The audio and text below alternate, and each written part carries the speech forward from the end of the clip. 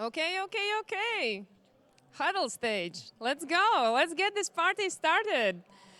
This is going to be exciting because we have a full day of super hot topics.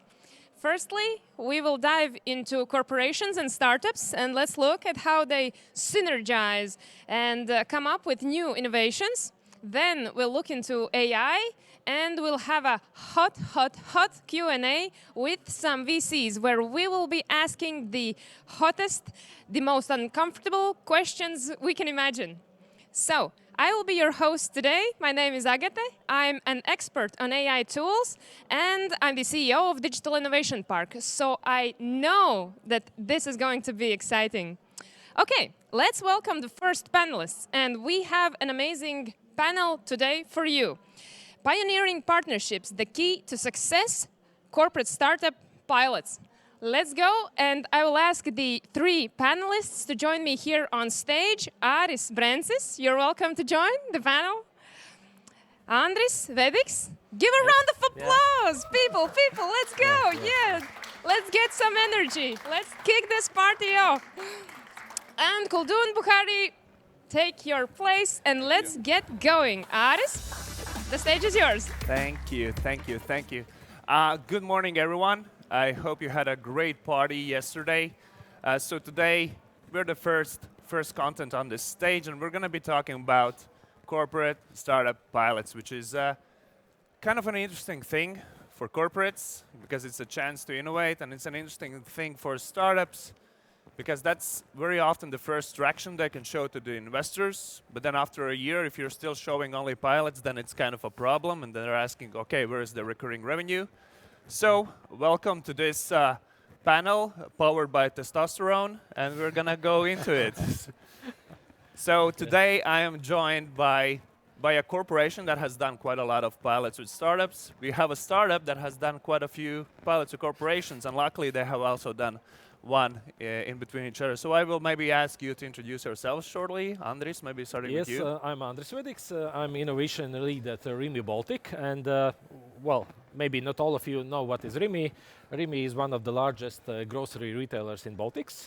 We have hypermarkets, we have supermarkets, we have convenience stores. So whatever you need is there. So sure to come if you haven't yet.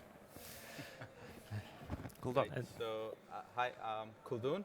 I'm the founder and CEO of Envelope, a startup that uses computer vision and AI to monitor shelves for large retail companies such as Rimi and provide with valuable data so they can optimize and do better with their stores. At least we hope so. Okay, Kuldun, maybe you can expand a little bit what the pilot with Rimi exactly is. Yeah. And then also maybe how it started. How did the cooperation come together? So yeah, that's an interesting point. Of course, as I said, the business is revolved around retailers, so we were getting in touch with, of course, we're based in Estonia, and the first customers would be based in the Baltics as well. And we were getting in touch with Rimi through different sources. We had some personal contacts, and ultimately it was Helve who organized this innovation, what was it, a hackathon and an open challenge. Innovation challenge, and that was a really great way for us to get to know how Rimi as a team or as a company functions and operates. And we had 2 days of intense hackathon where I think we had over 10 or 12 meetings. We got to know the team inside out, what are the structures, who are the proper people to approach to, what problems do we solve for and whom within the organization. And ultimately, that's how the pilot started with Rimi. Okay. And Andrei, what were sort of the initial goals? Why did this event come together? Why did the pilots come together? Yes, it all started with, as mentioned, with Rimi Retail Hackathon. So this was the space where we introduced some kind of areas in which Rimi wants to advance in terms of innovations, and then startup had chance to propose solutions, and also based on the immediate feedback during those hackathon days, tweak the solution so that it's good fit for Rimi. And then, during the final pitching, we chose the ones which looked most promising, and Envelope was for sure one of them. And based on that, we started off the pilot. All right, so what I'm thinking about is, obviously, you have a startup, you have a corporation. Those are two very, very different things, different worlds, different mindsets, different cultures, and so on. So, kind of, maybe I would like to hear from each of you how this collaboration actually looks in practice. Is it hard to actually communicate what you want, what you expect, to make sure that everything gets what they want? You want to go or? I can start, yes. I think that, yes, there is a bit difference whether we are collaborating with the startup or with some kind of commercial solution that is already widespread, which is fully ready, etc. I think there is a bit difference in terms of intensity of communication that is required when we are working with the startup. I think it needs a bit more interaction, especially at the beginning, to understand what we are looking to achieve so that it's a success on the both sides, being very transparent, honest. Yeah. But then I think it's on corporate side, there is a bit of challenge having enough resources to work and the right kind of people to give a meaningful feedback for the startup, how to improve the product, how to make it better fit for the company. And then yes, I think it's in all bigger companies can be a challenge with the new stuff because it might fall between the chairs when it comes to regular business areas within the company. And then somebody needs to raise the hand and take a lead to drive it forward. Yeah. Otherwise, it could be a kind of failure story or fuck-up story. Yeah. I agree with you 100%. The challenges, those challenges are equally for us as well. Something that I would like to add as well, one thing as a startup, you have a small team and you're solving a problem, but inside a big corporation like Rimi, you have multiple customers. So it's not that we're only solving, so if we talk about what I mean by internal customers, so our product is being used by somebody who's at the store level, so a shelf stocker, store manager, then it might go regional manager, category management manager, and they all have different KPIs. They all have different interests, what they would like to see. And ultimately, it seems like it's one customer, but inside there are 4 or 5 personas that you have to satisfy with a single product. And for one, it might not be, this is too high level data, I want more detailed data. And for others, it might be, it's too detailed data, I don't care about this much detail, I need more high level data. So finding the right balance between these, of course, they're all you have to satisfy all of them. But you, as a startup, you're a small team, so you have to prioritize. So who do you prioritize? Yeah. That remains open-ended as well. Okay, so now you've been working together, it's been quite a few months, right? Yeah. At least a half year more, probably. Yeah. So do you already see some things maybe you should have done better or differently from the beginning? I think yes, but I would not have known about them back then. So if I go back, I probably still would do it the exact same way because.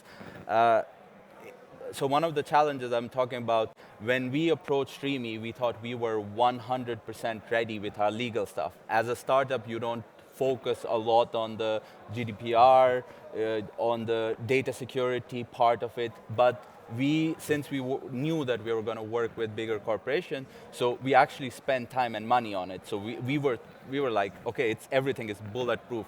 We have lawyers, we've done this and that, but yeah, the moment we started, the first challenges we asked, okay, so we're not talking about legality only, but Rimi's lawyers are also interested in protecting themselves for any breach. So it's not about like legality, but it's also about security of preventing anything if something does go wrong. And so a good example of it is what we do is we monitor shelves using security cameras. So a common occurrence is if you're shopping in the store, the face might be there. And of course, we don't want to collect personal information. So when we approached Rimi, we already had blurring of the faces. But while it's completely okay on GDPR terms, but Rimi's legal team was like, yes, but it would be nicer or we would feel more comfortable if there wasn't even like the whole body wasn't visible. There wasn't even a skin color, any indication of what this person whom it might be. Sometimes you might even identify people with their clothes, so we want to make sure it's really personal identification information is out. So yeah, so first month, we just basically started on this, like, okay, we want to satisfy Rimi, so we're going to do the full body blurring, and we did it pretty fast. It worked out pretty nicely, but yeah, these are the challenges. It could have, we could have been 1 month further in the pilot if these weren't the cases. So just to bring an example of it. And Okay. I can just comment on that, yes, maybe this is not particularly for this partnership, but it's been a common pattern that startups usually treat this data protection, data processing as some kind of paper which just needs to be signed off and we move forward. But then bigger companies might look actually behind that, how it's actually done. Are those rules followed on detailed way? So that's maybe definitely a learning. Also for ourselves, that it takes time to sort it out. Maybe it should be one of the first questions to ask. Yeah. Okay, you are ready to sign it. Okay, Yeah. but how you actually do it? Yeah. Is it there? Exactly. Okay, so that's a note for all the startups. It's not just on the paper, so you actually have to do the work as well. So about your pilot together, at what stage is it now, and what are the plans? Do you plan to scale it up? Or are you still in sort of a feedback mode? What's going on? Yes, so we are at a stage when it's already up and running for several months. It's been it's not like a passive pilot, it's been quite intensive pilot where product is constantly being improved. We see new features being rolled out pretty much every week, which is kind of an eye-opening experience for us, considering our corporate speed. But then we have set that time for the pilot till end of the June. And this is the point where we kind of bring in all the conclusions from all those multiple stakeholders within the company. Is it something that is creating for us value? Is it succeeding with the pilot objectives, like bring in extra sales? And then based on that, we will take a decision how to scale it up or not. Has there been like maybe a good example of getting feedback during the pilot, which kind of changed it and improved it quite a lot? Sure. As I started figuring out the multiple personas inside the corporation whom we have to feed the information, because our idea was that, yeah, this is the data we presented. It's interesting for everybody, but at what level? So this is like making dedicated dashboards or having these graphs or visualization that tune to different personas. That's something that came out of like trying to work very closely with Rimi. Further protection and GDPR security in place.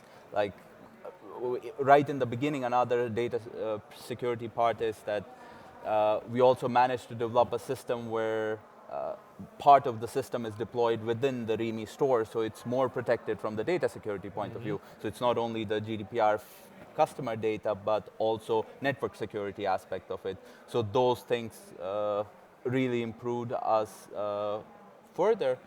And most importantly, I would say the use cases, the interesting way they've tried to use the product, which exceeded our expectation in some cases. And you know, these reality checks that we think the product is going to be used this way, and then somebody is using like what the UX designer thought and how the people actually use it. So those kind of experiences. So it's never assume. You can never assume. That's very true. All right, so the feedback system worked very well. I'm also interested in one of like a very common pitfall, I think, in corporate startup pilots is that you don't really have clear success metrics. So you're kind of seeing what's going to happen, but especially for the startup, obviously you're interested in having like a commercial agreement afterwards. Yeah. So how did it work here? It's still going on, it's going to end in June. Do you have like a notion, okay, if we deliver this, we're going to move forward, or is it still up in the air maybe? Do you want to answer? Yes, maybe there were interesting aspects. Maybe I need to explain what's the rationale for having this solution. Idea behind is that if we replenish the shelves of top sellers, then people will be actually able to purchase the goods, and therefore sales will be higher than without help of this tool. And then this is kind of basis for particular pilot. And what challenge we discovered is that as product is evolving so quickly, it's hard for us to have solid metrics in place. Because based on version 1, we introduced certain metrics, how we track sales, how we track those notifications linked with the sales. And then, but product improved so many times during this time that it's hard to get a bit comparable data. Nevertheless, of course, we can always rely on sales data, etc. But then more detailed level is a bit tricky because of constant product development, which is also a good side because it changed a lot during the pilot. So yeah, I think we were talking about it earlier as well, and you mentioned that said the speed that we're moving things. I understand for our side, we try to be as agile as possible, but it can have a negative effect on the customer side as well, because we've heard that so the users of the product, it might be challenging for them. 1 week they open the product, it looks like this, and the next week there are changes, there are updates, and then okay. So there is you never get used to the product in this time we've been together, because it has been evolving. We've been so fast in pushing the changes, and that's fast according to Andris and according to Rimi, but when we sit in the team meetings and we're like, guys, why aren't we pushing more? I want to have sprints, like let's do hackathons. We could have done it last month already. And yeah, it's an interesting mix in this, startup and corporate culture, how things move along. Of course, it has some negative sides. We try to learn from it, and instead, last couple of months, we haven't done changes weekly, but bi-weekly. Okay. So it feels more stable now. That's an improvement, yeah. So on a sprint basis, every 2 weeks. Yes. Makes sense. Like for you, Kuldon, has it also changed your sort of overall product as well, or are you still sort of maybe tailoring to each particular customer? No, I think the industry in general is very similar, the way we operate. I've had the opportunity of talking to different retailers all over North America, Europe, and they're surprisingly similar, even the tools they use across the board. So that's the beauty of it. What Rimi experiences, there is, I would say over 90% chance that others do experience it the same way as well. And we have validated it, so it is exactly like that. So I think Rimi is changing product, not our product for themselves, but also for the wider community. Mm-hmm. And so currently the pilot is in one store, right? Or yes, and maybe this is a point worth bringing up, that initial ambition or pitch was to make it, was it 8 or 16 stores even for rollout. Yeah.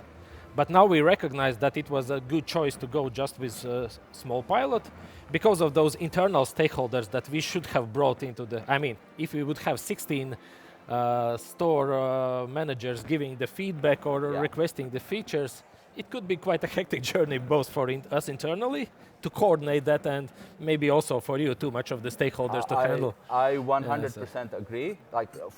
For us as a startup, of course, you want to both okay, we have 16 stores instead of 1, but looking back, given the team size and everything, it would have been more challenging for us. Maybe we wouldn't be able to, focus on things we've been able to, because already it's too much time spent on collecting feedback, trying to set up, and for us, it's our main job. But we understand that everybody who's associated with the project in Rimi, they also have their full-time responsibilities, and I think that's a valid challenge on their side. And we have been lucky enough, the team members on Rimi side, some of them have even given us feedback in their off time, when they're not supposed to be working, but they feel personally involved in the product, and we've had that cases as well, and I'm grateful for that. So you're having kind of internal champions. Yeah. In a way. Okay. All right. So you have the one store now. I assume it's going pretty well. W- How sustainable is this partnership? How do you see that you could scale it after the end? Like once you're finished with this first test in June? And when you, if you scale, do you scale it to 2 more stores or is it the 16? No, I think scaling to 2 more, it wouldn't be really like scaling up. Yeah. I think scaling up would mean taking a significant number of stores on board. But what is really important that we internally agreed that we do a proper retrospective at the end of the pilot, not to miss inputs from those multiple stakeholders. Because maybe somebody from leadership team in this pilot has one view, okay, it's going super cool, but if, I don't know, on the store floor, somebody is saying, this is creating such a disturbance which is not the case, but still it might be. Then no, it may be overall conclusion is not to continue. So we need to take all those inputs in, and this is also maybe a takeaway for startups when you talk with corporations. Consider those multiple stakeholders and their needs. Even better if you can talk all of them at the start, what they really expect, what are their needs. Not assume that this one guy which is in front that he can represent the whole company. That's not the case, for sure. I would actually add on it. So not only did we choose like one store and we got the feedback from every member, we chose a store that is 200 meters from our office, Rimi store. So what happens is when my colleagues go in, they get the salad from Rimi for lunch, and we see the store manager, we have the quick chat of how this is going, and they show like, I was just working today on this, I noticed you do. I really like it, so this kind of personal touch that is we've been getting and giving in there, so it has been great, and I hope that the feedback like this that we've gotten and tried to change and evolve the product with continuously will help us in like getting a positive feedback from all those stakeholders as well. Is that maybe like a general tip for startups to maybe keep it close to home initially? I think so. I don't remember who was the quote from, but I recently heard this, that there's no B2B sales, or B2C sales. It's a person-to-person sale. So I think that's the reality how the world works. So if you're selling to a stakeholder, it doesn't mean that they're the one who's paying for it, but you have to understand their needs are met. So it's like a person-to-person communication. In the early days, goes a long way. With that, maybe you have also some other tips for startups. Obviously, you approached a lot of corporations for a pilot project. What to do? What maybe even more importantly, what not to do? Never assume that you know how the company works inside out. Like until you get inside the corporation, even then it's a mystery about the internal politics. Not referring to Rimi here particularly, because people have way different objectives than your product. Like even if you convince somebody that it's good, but they're putting their name and their reputation at risk when they're introducing and betting on you. So be considerate of that. I would say another part of it would be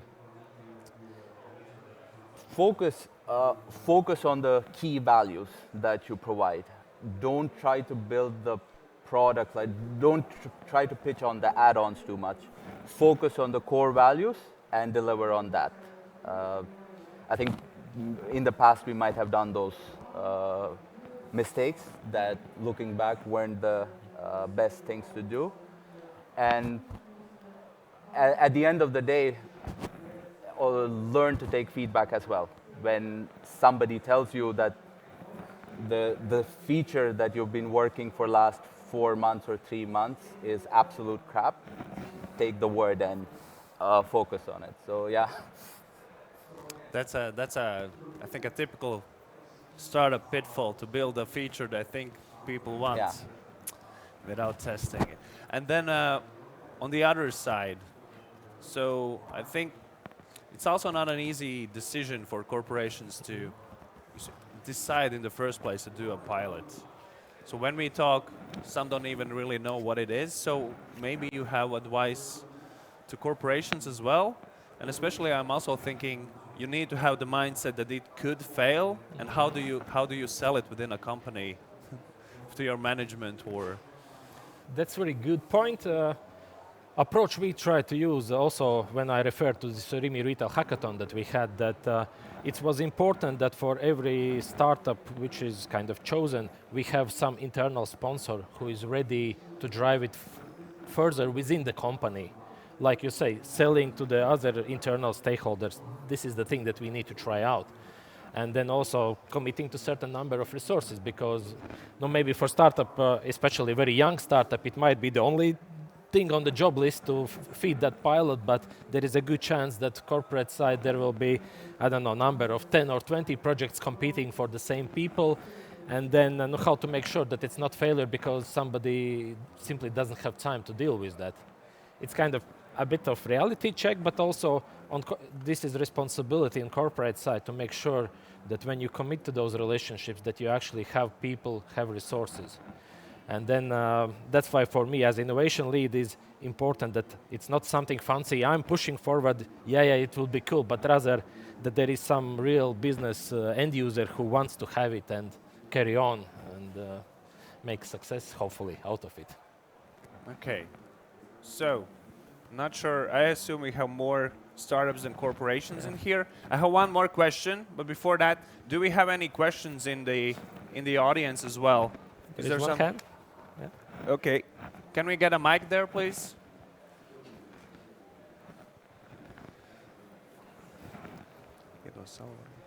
This is the part where we will not be hearing the question, but we rely on Āris to repeat. It's not turned on.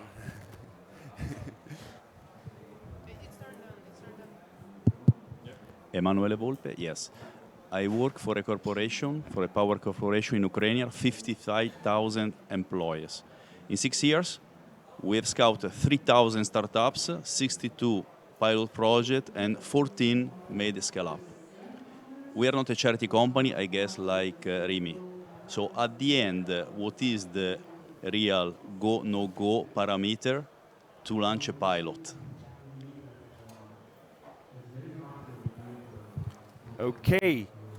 So we have an actual corporation, Ukrainian corporation with 55,000 employees, and they have done 14 pilots, I think. Okay. So the question for them is basically, what is the real goal for you to launch a pilot? I think it starts a bit earlier that within this innovation work we identify areas in which we want to have some kind of breakthrough, or maybe there are some pain points where we're looking to address through collaboration with the startups. And that's why it's not like just any random startup coming and saying, well, we have a cool thing, you for sure need to have it. There is also a need on our side, hopefully, which gets addressed. And therefore, as I was mentioning, if there is internal sponsor with that pain point, which hopefully startup is solving, that's kind of this win-win situation. And I think chance of success in those occasions is much higher. So I would say it goes to the core of a startup.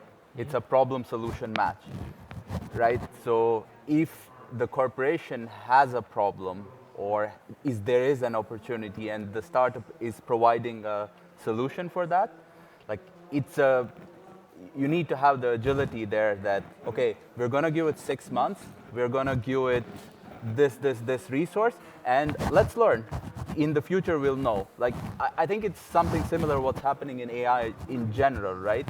Like, everybody is talking about generative AI, this, that, but when the corporations actually get to adopt it, how do they do it? Like, what is it solving? Do I use it for marketing? Do I use it for pricing? Do I use it for, I don't know, my internal documentation? There are thousands of ways of using it, but what's most interesting for you, find out and just experiment it for 3 months and see what you learn out of it. So I think it's the matter of the culture of wanting to improve or trying to just stay stable. Like, we have created this perfect machine that's gonna keep working till the end of times, and we're happy with it. If that's the kind of corporate culture you have, I think that's not gonna fly for long ultimately. Like, you need to have room for improvement and ideas, and it doesn't mean that it's always startups who bring it. It could be like one of my favorite books, Lean Startup, there are startups within a corporation as well, like small teams starting different ways how we can improve things. So I think you just need to, as a corporation, you need to have a process with it. And the only reason for us, Rimi has been successful is because Rimi has a process for it. There was an internal process, because when you approach companies that don't have processes, how do we deal with startups or how we deal with any new opportunity, then it's a Wild West. Like, okay, today one person says, I'm going to pitch this idea to CEO, tomorrow he's going to pitch it to board. Ultimately, nobody's making the decisions, and it's just waste of 4 months of startups' time, corporations' time, and everybody loses in this scenario. Yeah. Okay, so one last question before we end.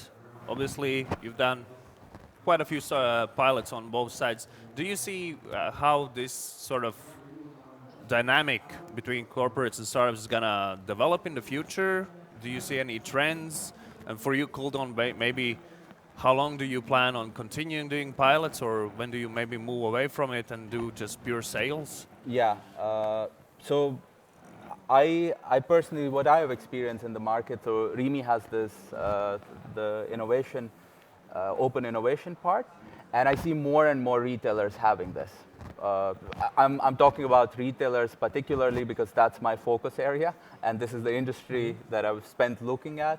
Like Rimi's parent company, Ika Group, also has an innovation department of its own. Recently, we got accepted into Disrupt Retail. It was 3 and 4 retailers came together to have this open innovation platform. There were German Edeka, or like MC from Portugal, Sersal from Israel, and other guys as well. And everybody is trying to, focus on how do we make the process smoother on both ends. So that is, I see this as a trend, and it's picking up, and I'm incredibly happy about it because it makes our job very easier. And the second part of your question was, how long are you planning to do it? And the reality is, even if you're not a startup, every technology company does a pilot with a larger organization. If Rimi wants to buy, for example, I don't know, a different product which is completely evolved, they'll still do a pilot with them. They will try it out in a select store. I believe that's the part of the sales process, right? Yes. And then they will decide to scale it or not. So I think the pilot never ends, just the product is so solid that the pilot is just meant to prove the end goal very quickly. Right. So we're running a bit over. So Andris, your sort of one-sentence prediction. No, I think currently we are living at those times where everybody feels pressured to be fast, agile, and the same goes with retailers. And we internally, just this morning, actually discussed how to be faster in those pilot loops, how to maybe be efficient and mindful in allocating our resources so that it goes better for both parties. We quickly reach some kind of conclusion. So we are on track to continue that, for sure. Okay, so I hope you have better insights on, if you're a startup, how to approach a corporation. Obviously, probably that's something you will have to do. So I would like to thank our panelists today. So Kuldon from Envelope and Andris from Rimi Baltic. Thank you.